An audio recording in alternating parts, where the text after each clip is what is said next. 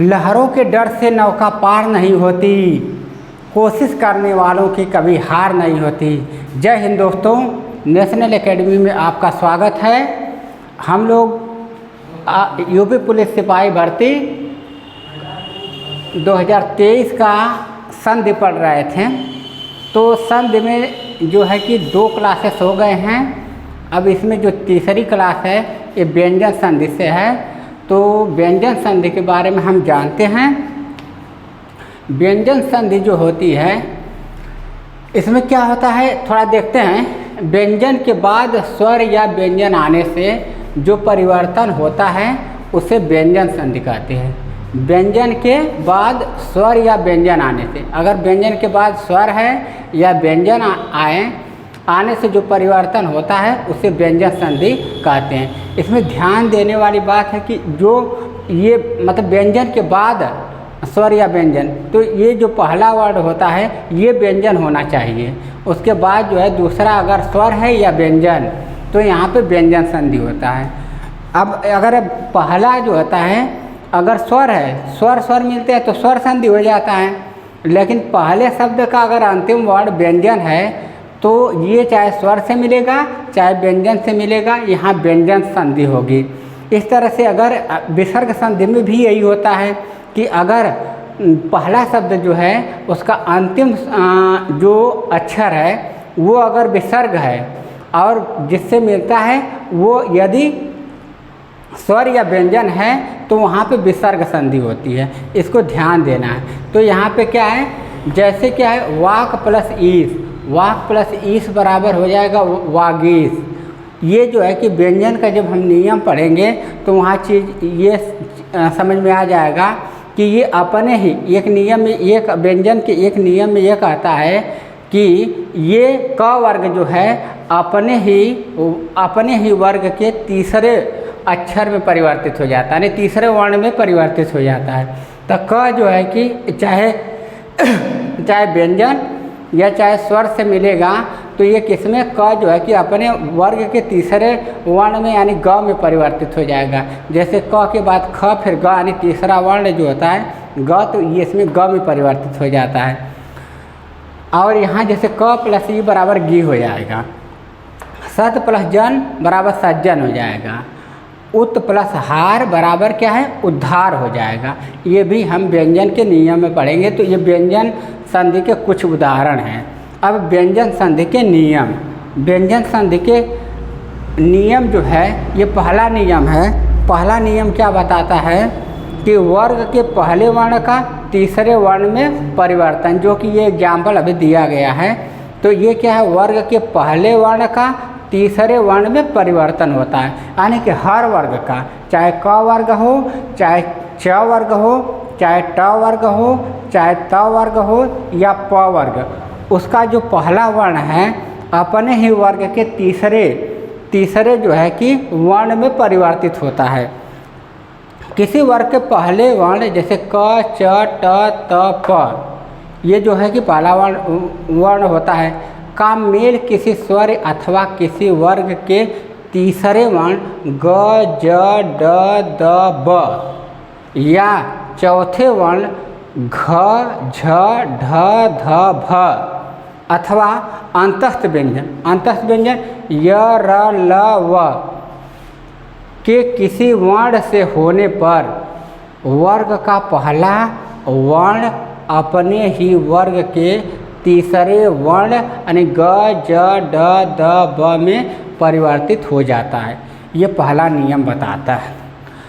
हम अंतस्थ व्यंजन वर्णमाला में इसको पढ़ चुके हैं, सब बेहतर ढंग से पढ़ चुके हैं। तो इसलिए जो है ये अंतस्थ व्यंजन जो है कि 4 प्रकार के होते हैं, जो य, र, ल, व। ये सब समझने की चीज़ें हम पिछले वीडियो में पढ़ चुके हैं। तो ये बेहतर ढंग से हम लोग समझते हैं। ये अपने वर्ग के तीसरे वर्ण में परिवर्तित हो जाता है। इस तरह से ये पहले नियम में कहता है। जैसे क का ग हो जाना, ये क का ग हो जाना, यानी कि ये क क्या है, क वर्ग अपने ही वर्ग का तीसरा अक्षर इसका ग होता है तो ग बन जाएगा।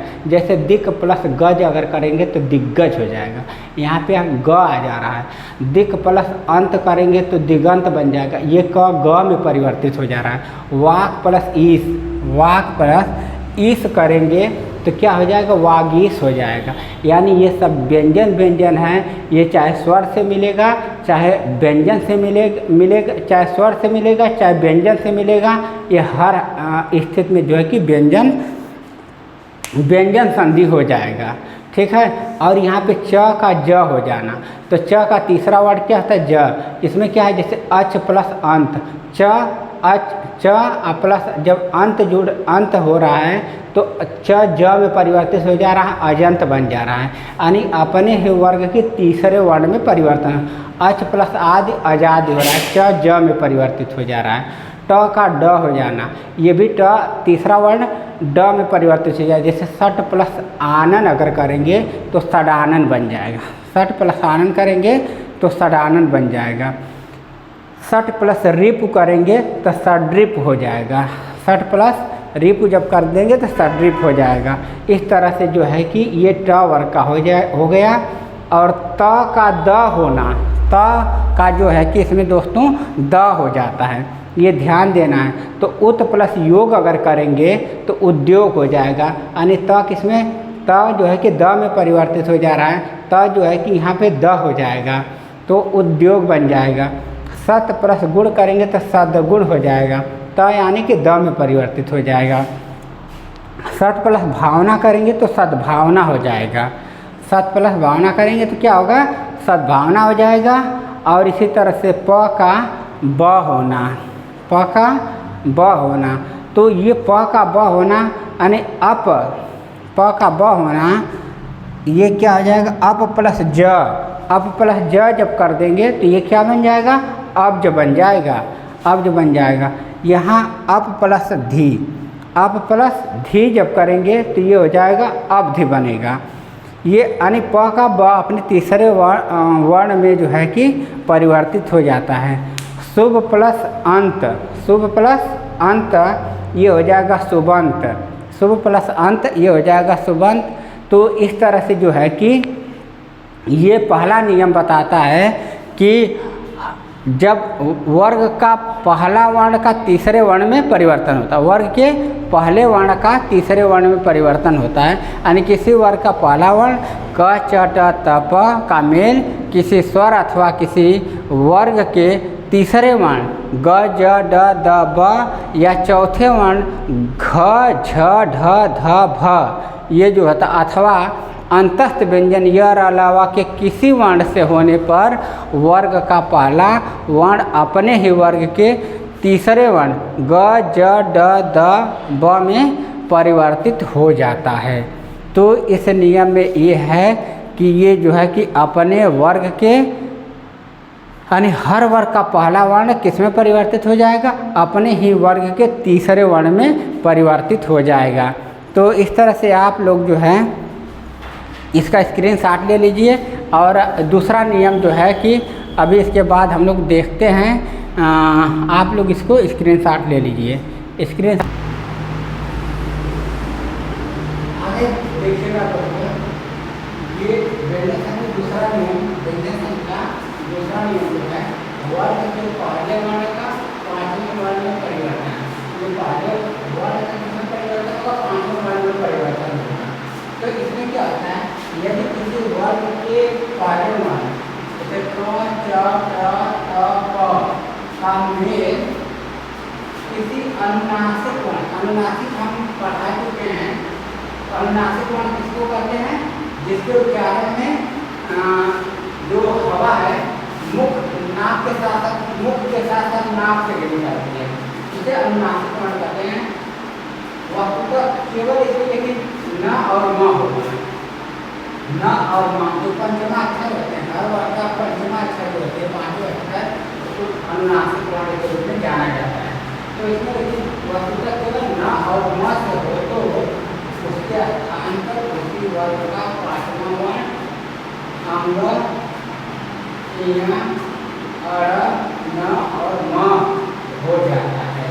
जैसे क का अंग हो गया, ठीक है ना। तो इसमें क्या कर रहा है, यदि किसी वर्ग के पहले वर्ण क च ट थ प का मेल किसी अनुनासिक वस्तु का केवल न से हो तो उसके स्थान पर उसी वर्ग का पांचवा वर्ण, जैसे अंग ञ ढ न म, ये जो पांचवा वर्ण लाख वर्ण होता है हर वर्ग का पंचमा अक्षर जो हो जाता है।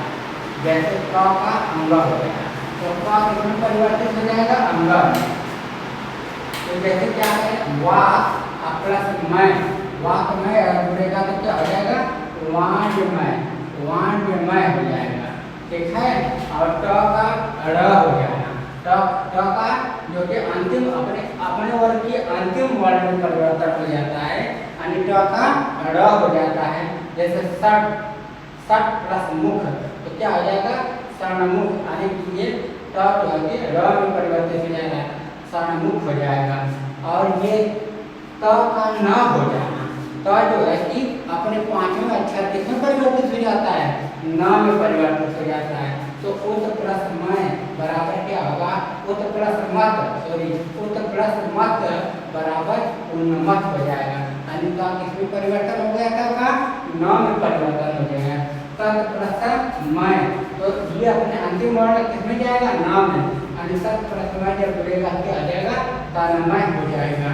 इसी तरह से चित्त प्लस मैं जुड़ जाएगा तो क्या हो जाएगा, चिन्मय हो जाएगा। तो ये जो है कि त का न में परिवर्तित होना ये है। और जो है कि इसी में कुछ और नियम है, जैसे कि छ संबंधी नियम। छ संबंधी नियम क्या बताता है, किसी भी ह्रस्व स्वर या आ के मेल से मेल छ से होने पर छ से पहले च जोड़ दिया जाता है, यानी कि किसी ह्रस्व स्वर या आ का मेल जब छ से होता है तो छ के पहले क्या होता है, च जोड़ दिया जाता है, च जोड़ दिया जाता है। जैसे क्या हो जाएगा, स्व, स्व ह्रस्व में आ, स्व में आ जुड़ा हुआ है, इसका जब मेल किससे होगा, छ से होगा, तो इसके पहले च जोड़ दिया जाएगा, इसका छंद हो जाएगा, स्व प्लस छंद बराबर स्वच्छंद हो जाएगा। परि में जो है कि ये ह्रस्व छोटी जुड़ा है, तो ये जब छ से मिलेगा तो क्या हो जाएगा, परिच्छेद हो जाएगा, परिच्छेद हो जाएगा। इस तरह से ह्रस्व स्वर जो है कि हम पीछे वाले क्लास में हम पढ़ चुके हैं, जिसको अगर इसमें कंफ्यूजन है तो पीछे का वीडियो देख लीजिएगा, उसको एकदम क्लियर हो जाएगा। ह्रस्व स्वर क्या होते हैं, अ होता है, छोटी ई होती है और छोटा ऊ होता है। अनुप्रच्छेद, अनुप्रच्छेद जब जुड़ेगा तो अनुच्छेद हो जाएगा, ये छ जुड़ा है इसके पहले च आ जाएगा। इस तरह से छ संबंधी नियम हो गए। और ये त संबंधी नियम है, अब हम लोग इसको देखते हैं। त संबंधी नियम क्या बताता है, त के बाद यदि च छ हो तो, त के बाद यदि क्या हो, च छ हो तो, च छ हो तो त का च यानी आधा च हो जाता है। जैसे उत प्लस चारण, इसमें क्या है, फिर आधा च हो जाएगा, उत प्लस चारण करेंगे तो उच्चारण हो जाएगा, उत प्लस चारण करेंगे तो ये उच्चारण हो जाएगा। उत प्लस चरित जब करेंगे तो उच्चरित हो जाएगा। और इसी तरह से जगत प्लस छाया, जब जगत प्लस छाया करेंगे तो क्या हो जाएगा, जगत छाया हो जाएगा, क्या हो जाएगा, जगत छाया हो जाएगा। तो इस तरह से जो है ये हो जाएगा, त संबंधी नियम हो गया, छ संबंधी नियम हो गया। और अब आगे के जो नियम है, ये तो दूसरा नियम है व्यंजन का। अब हम जो है कि आगे के क्लास में जो है कि तीसरा नियम पढ़ेंगे। अब आप लोग जो हैं इसका स्क्रीनशॉट ले लीजिए, और इस तरह से एक एक चीज़ें जो हैं हम एक एक टॉपिक धीरे धीरे पढ़ते जाएंगे। और पूरे यूट्यूब पे पूरी पुलिस का जो यूट्यूब पुलिस का पूरा क्लास जो है कि पूरा क्लास कराया जाएगा बिल्कुल फ्री में। आप का हेल्प चाहिए, आप लोग जो है कि वीडियो को देखिए और कैसे लगता है ये भी बताइए। अगर आप लोगों को वीडियो अच्छा लगता है तो लाइक करिए, शेयर करिए और सब्सक्राइब करिए। ठीक है, धन्यवाद।